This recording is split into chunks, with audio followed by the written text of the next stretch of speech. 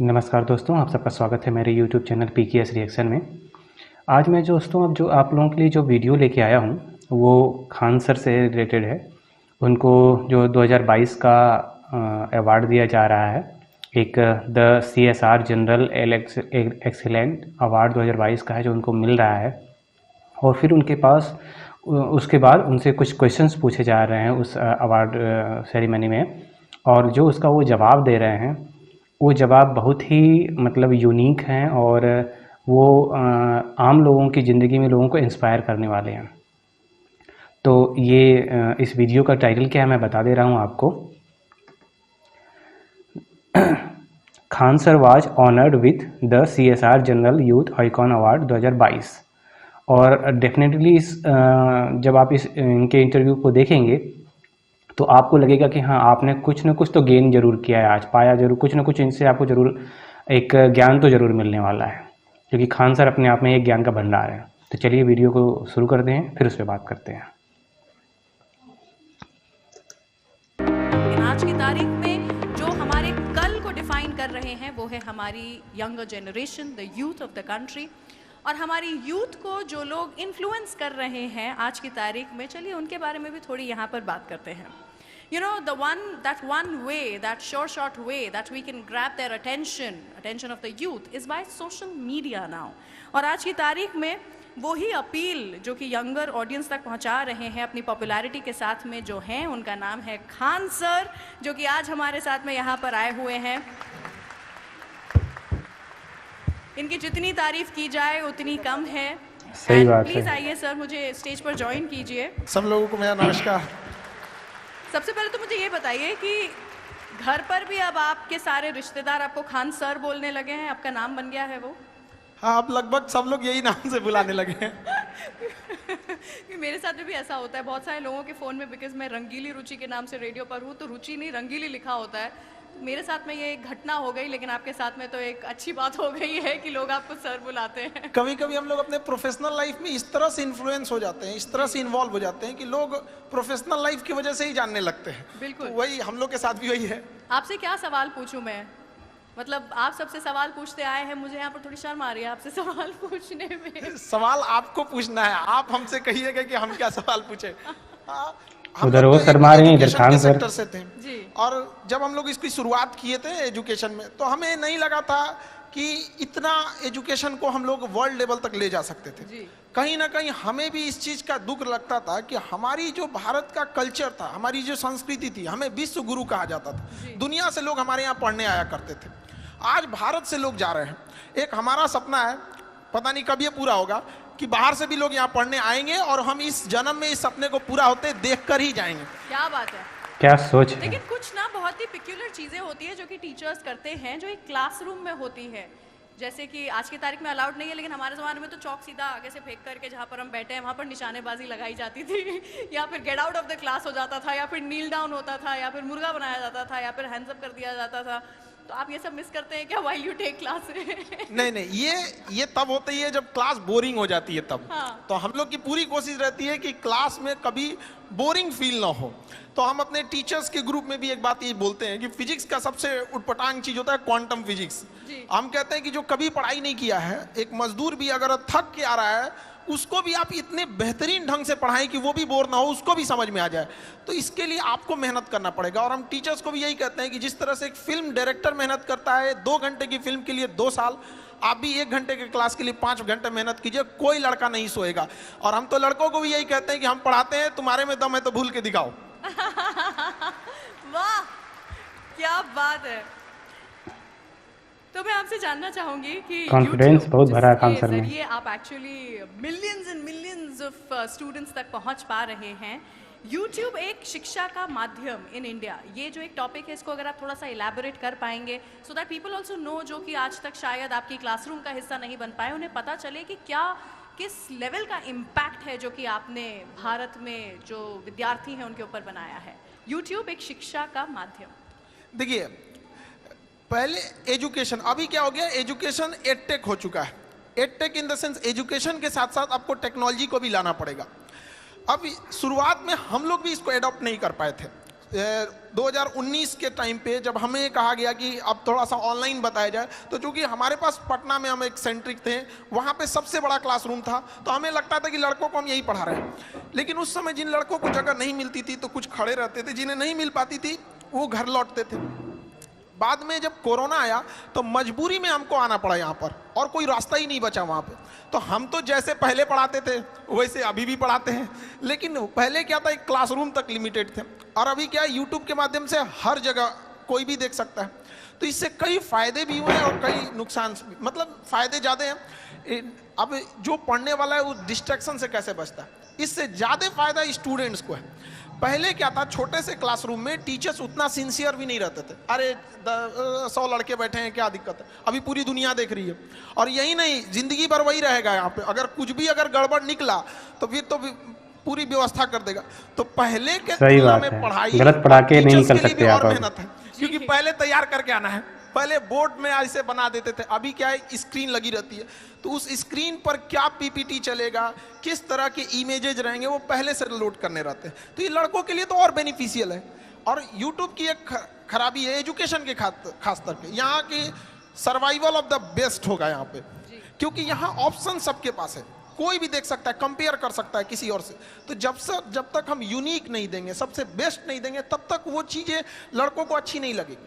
और हमारी भी कोशिश यही रहती है कि कोई भी टॉपिक पे अगर कोई क्लास हमारा देख रहा है, जैसे लेट सपोज अभी यूक्रेन और ये रसिया चल रहा है यहाँ पे, तो हमारी कोशिश ये रहती है कि उस क्लास को देखने के बाद उसके पास कोई डाउट ना रहे। इट मीन्स कि उस एक बार लेक्चर देख लिया तो उसका पूरा का पूरा सिस्टम पूरी समझ में आ जाना चाहिए। तो यूट्यूब भी एक अच्छा माध्यम है। इसकी एक और सबसे बड़ी खासियत ये है कि सारे लड़कों को शहर में बड़े सेंटर्स पे पैसे की कमी से नहीं बुला के पढ़ाया जा सकता। आज भी गरीबी की वजह से पढ़ाई छूट रही थी। तो ऑनलाइन में ये हुआ कि एक बार सेटअप कॉस्ट है, उस पर कितने लड़के पढ़ेंगे ये कोई लिमिट नहीं है।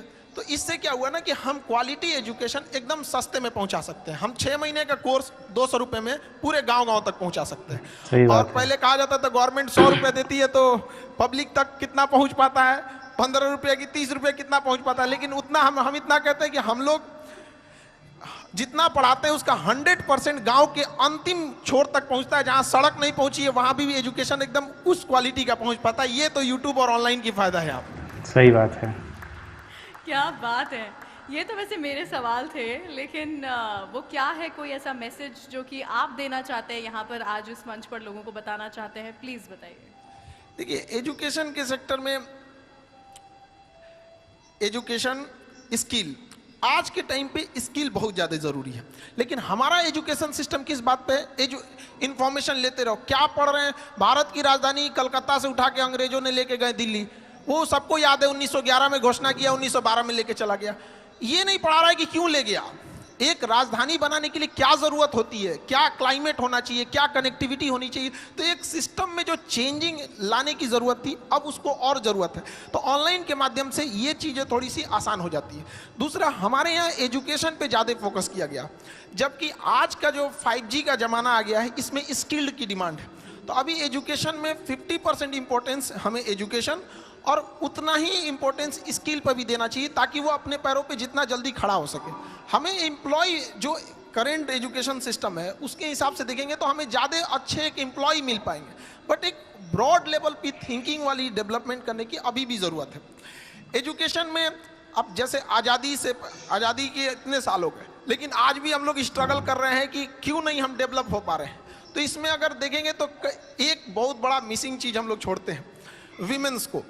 गर्ल्स एजुकेशन को हम लोग छोड़ रहे हैं, और मेल जो है उन्हें लगता है कि अपने दम पे अकेले ही देश को लेके चले जाएंगे, और आज़ादी से लेके आज तक वो ट्राई कर रहे हैं। जिस दिन ये हमारे देश की विमेंस और मेंस एक साथ आ गए ना, उस दिन देश को आगे बढ़ने से कोई नहीं रोक सकता है। और जब तक हम उन्हें छोड़ेंगे, हम तो आज तक भी मेहनत कर रहे हैं। तो अच्छा, गांव के शहरी क्षेत्र में ये चीज़ है कि लोग महिलाओं को पढ़ने के लिए भेज देते हैं, लेकिन गांव में अभी भी ये चीज़ें हैं, वो नहीं भेजना चाहते हैं। हमारे यहाँ शुरुआत में जब गर्ल्स पढ़ने आती थी तो उनके गार्जियन आते थे और ये रिक्वेस्ट करते थे कि सर मतलब घर से बाहर है, कोई दिक्कत तो नहीं होना चाहिए। आज लड़कियों की संख्या क्लास में हम लोग देखते हैं इतनी ट्रेमेंडसली ग्रो की है कि गार्जियन लोगों को भी, कई बार हम लोग के पास गार्जियन आते हैं, उन लोग हमसे कहते हैं कि सर यहाँ पे लड़कियां पढ़ रही हैं, कोई दिक्कत तो नहीं होने वाला है। हम लोग उनके लिए पूरी प्रॉपर व्यवस्था रखते हैं और कहते भी हैं लड़कियों से कि जो माँ बाप अगर आपको पढ़ने भेजे हैं तो समाज से लड़ के भेजे हैं, आपकी जिम्मेदारी ज़्यादा बनती है। और अगर आप खाली हाथ गाँव लौटिएगा तो आप उन 100 लड़कियों का रास्ता रोक दीजिएगा जिनके माँ बाप पढ़ने के लिए भेजना चाहते थे। इसलिए ज़्यादा जिम्मेदारी से पढ़िएगा। और लड़कियों के अंदर ये होता है, वो जॉब के बाद भी वो काफ़ी ईमानदारी से अपने वर्क को करती हैं। हम जो छोटे से पटना से हम स्टार्ट किए थे, धीरे धीरे जब ग्लोबली हो गया तो हमें अब इंडिया के बाहर भी अपने सेंटर्स डालना है बहुत जल्दी इस चीज़ को, क्योंकि मेरा सपना है विश्व गुरु भारत को एक जगह जहाँ ले जाना था। तो कारपोरेट ऑफिस जब हम लोग ने दिल्ली में डाला तो वहाँ 200-250 एम्प्लॉय जब आए तो वहाँ हमको एक चीज़ फील करने को रहा था कि जहाँ 10 लड़के बैठ जा रहे थे वहाँ कुछ अपनी गपशप भी करने लग रहे थे, कभी डिसिप्लिन की इशू आ रही थी, कभी कोई कैसे आ जा रहा था। तो हम लोग सोचे कि इसको परेशान हो गए थे समझाते समझाते। आप बिलीव नहीं कीजिए, बिना मेहनत वो सॉल्व हो गया एक दिन के अंदर। कैसे? हम लोग ने 15 के बीच में ना एक गर्ल्स को रख दिया। अब उसके बाद से कोई मेहनत नहीं करना, पूरी डिसिप्लिन है हर 10-15 के बीच में। तो ये तो पावर होता है उनके अंदर, तो उनको अपनी पावर पहचानने की जरूरत होती है। कई बार ना वो इतनी फ्रस्ट्रेट कर दिया जाता है उनको ना कि वो जिस लड़ाई को लड़ना चाहती है वो उससे भटक जाती है, क्योंकि उनको ना उनका अपनी शक्ति, उनके अंदर पावर है। जिस तरह से जामवंत की जरूरत थी हनुमान जी को उनकी शक्ति बताने के लिए, उस तरह से महिलाओं को भी अपनी शक्ति पहचानने की जरूरत है।